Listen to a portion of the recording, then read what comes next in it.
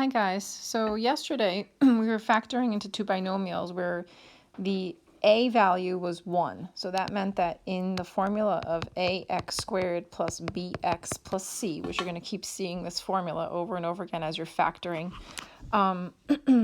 your number in front of the x squared, a, was invisible 1.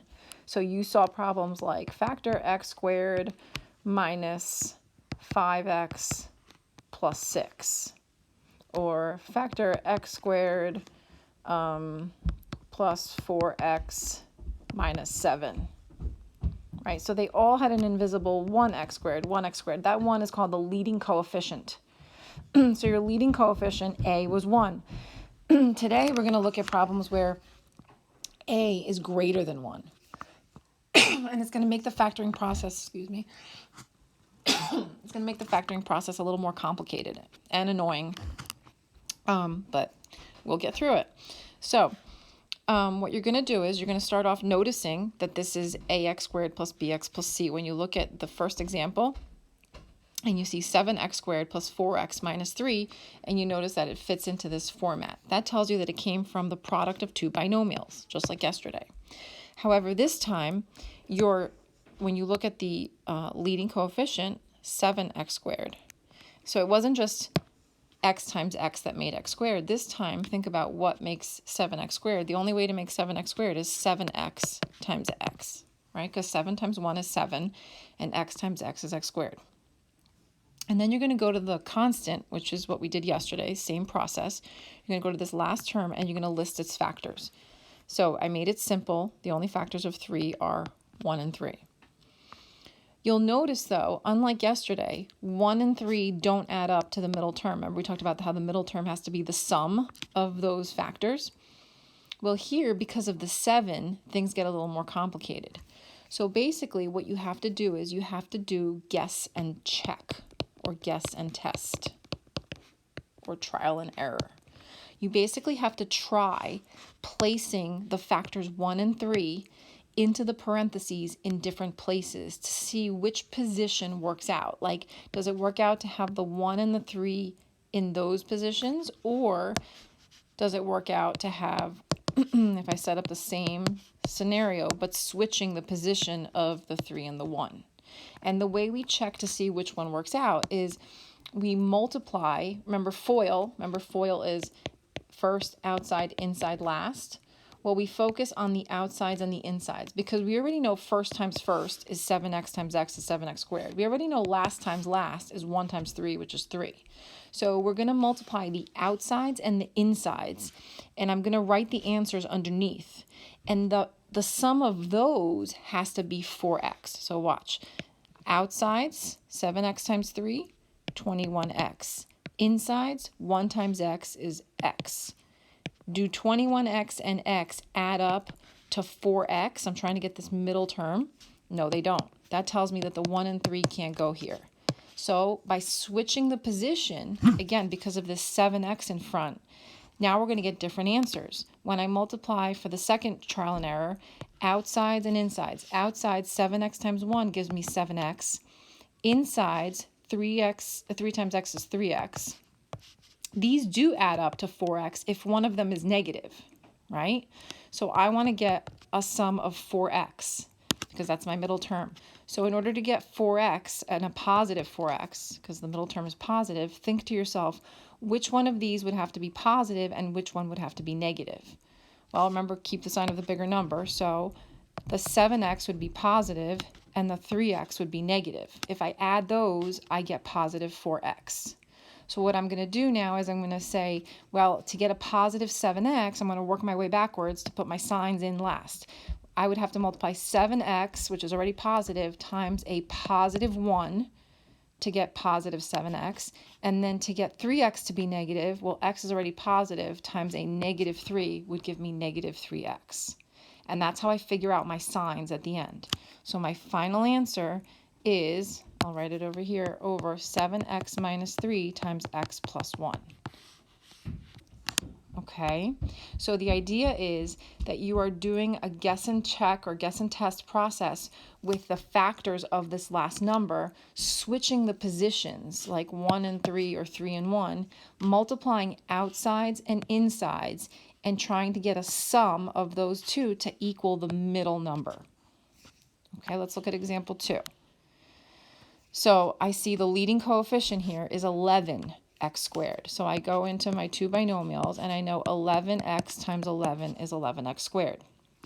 Now this time I made it a little more complicated where factors of 8 are 1 times 8 or 2 times 4. Again, on their own they're not going to add up to negative 18 because of this 11. So I basically have, think to yourself, how many guess and checks do I possibly have? Well, you have 1 and 8 or switched 8 and 1. And then you have 2 and 4 or switched 4 and 2. So you have 4 different possibilities. So it could be 1 and 8, or it could be, I'm going to write them all out, 8 and 1, or it could be 2 and 4, or switched 4 and 2. Okay? Now, just as like a little suggestion, I always try the ones that are closer together first. So I always will try the 4 and the 2 first, rather than the 1 and the 8, the factors that are closer together. So let's try I'm going to go backwards. Let's try down here first. I'm doing insides and outsides. That's what I mean by trying. Outsides give me 22x, insides give me 4x. Do 22x and 4x give me 18x? Actually, yes, they do. So that was kind of lucky. I got it on my first try. So if I subtract these, I get a negative 18x. I need a negative 18x. That means the bigger number has to be negative. So 22 has to be negative and 4 has to be positive. I work my way backwards. 11x is already positive, so it would have to be times a negative 2 to get to negative 22x, and 4x to be positive would be x times positive 4.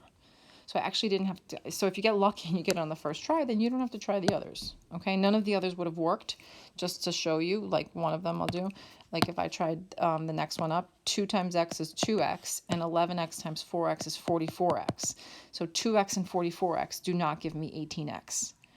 Okay, and once you get good at these, you'll be able to do them fast. You'll be able to eyeball them. 8x, 11x, right? 11 and 8 don't make 18, and so on. All right, so my final answer is 11x plus 4 times x minus 2. Okay. Example 3 is a little more complicated. Think to yourself, why is this more complicated?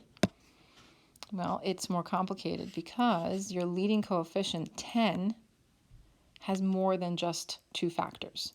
So here you're going to have to do guess and check also with the first position. So 10x squared could be 10x times x, or it could be 5x times 2x is also 10x squared, right? So you're doing the factors of 10, and then each of them multiplied by x. And then 12 has multiple factors, 1 times 12, 2 times 6, 3 times 4.